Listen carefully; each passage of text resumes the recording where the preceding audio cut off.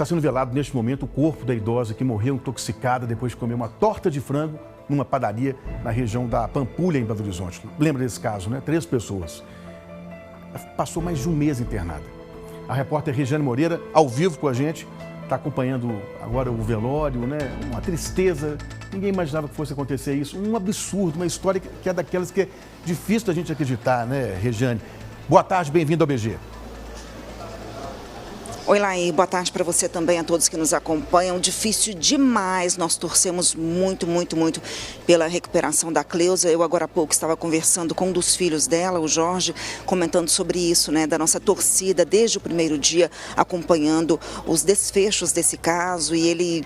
De fato, ele falou, nossa, eu realmente acompanhei e vi a torcida de vocês, mas olha, a família está muitíssimo abalada. A Cleusa Maria de Jesus, ela tinha para nós 78 anos, é o que nós falamos durante todo esse tempo, mas ele acabou de me dizer que na verdade a mãe tinha 75 anos, porque nasceu na roça, naquela época as pessoas demoravam a fazer o registro. Então, Lair, era uma idosa, mais jovem ainda, 75 anos, mas ela tinha um problema no coração, ela tinha sopro. E isso a gente acredita que pode ter agravado um pouco a situação. A Cleusa, ela deixou 3 filhos e 3 netas, todo mundo muito abalado aqui. A despedida está acontecendo no velório 8 aqui desse cemitério que fica no bairro Caiçara, em Belo Horizonte. E o enterro vai ser às 2 horas da tarde. Muita gente já passou por aqui, já foi embora, outras pessoas estão chegando, mas a família, assim, está sem voz para falar. A verdade é essa, sabe, Lair?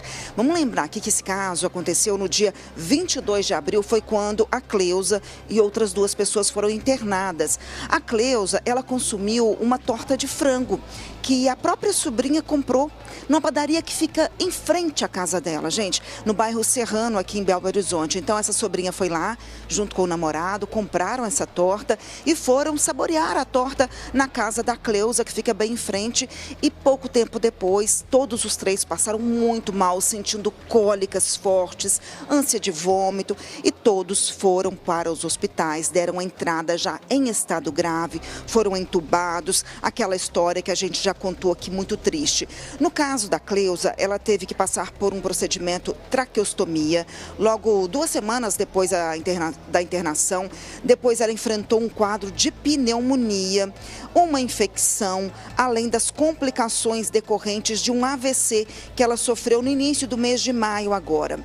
A gente recorda, Lair, que um exame mostrou que ela já estava com uma grave lesão cerebral. De acordo com os médicos, apenas 3% da atividade cerebral dela estava em funcionamento, ou seja, muito pouco. A gente fica pensando que se ela tivesse resistido, quem sabe, não sei, né? Não estaria com várias sequelas. Agora eu quero lembrar o seguinte, Lair, nós mostramos que num primeiro momento, quando acompanhamos ali a interdição daquela padaria, interdição feita pela Vigilância Sanitária, mostramos ao vivo aqui no Balanço Geral, o que aconteceu? Naquele mesmo momento lá, surgiu, né, ventilou uma informação de que havia suspeita de envenenamento, e essa suspeita logo em seguida foi descartada. Exames descartaram essa suspeita de envenenamento por parte de um profissional que havia sido contratado recentemente. Tanto é que ele se apresentou à polícia, falou sobre os fatos, levou um pedaço da torta, dizendo que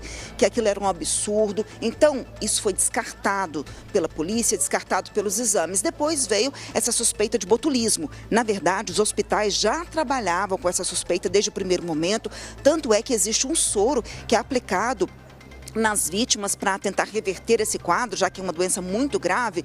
Então, no primeiro dia seguido, no dia seguinte à internação, esse soro já foi aplicado nas vítimas, mas a informação que temos agora é de que há poucos dias foi descartada também essa hipótese de botulismo. A gente lembra que é uma doença grave e que ela acaba gerando realmente morte, provocando morte. Ela é muito grave, provocada por uma bactéria. Mas as amostras de dos exames, tanto das vítimas quanto também dos alimentos, desse alimento específico da torta e também dos outros componentes utilizados para fazer, né, a matéria-prima, ali a farinha, a gente viu inclusive uma lata de milho sendo levada pela Vigilância Sanitária.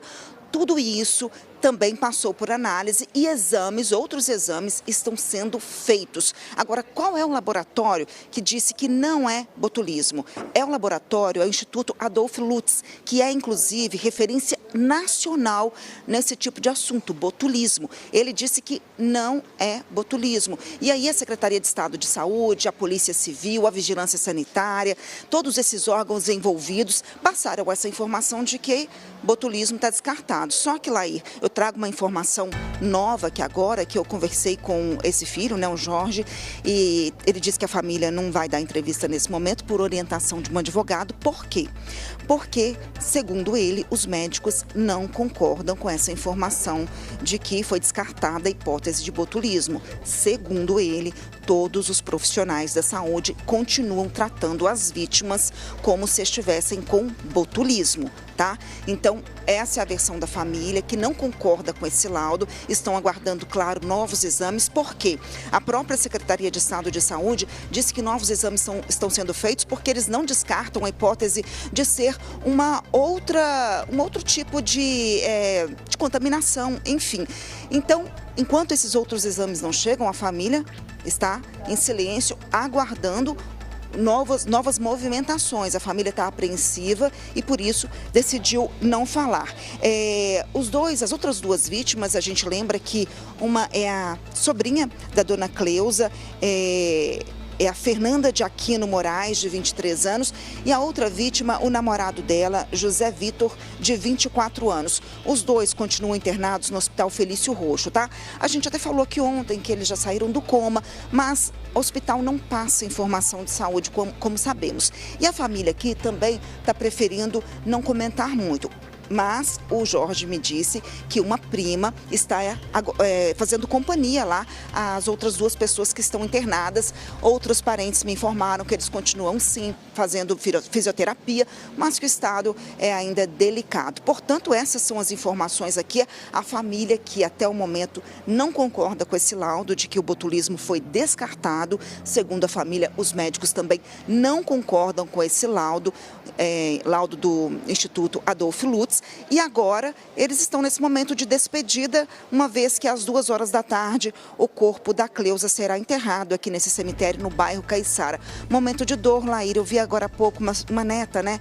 Assim, triste, é muito triste você tão jovem, uma criança ainda perder uma avó.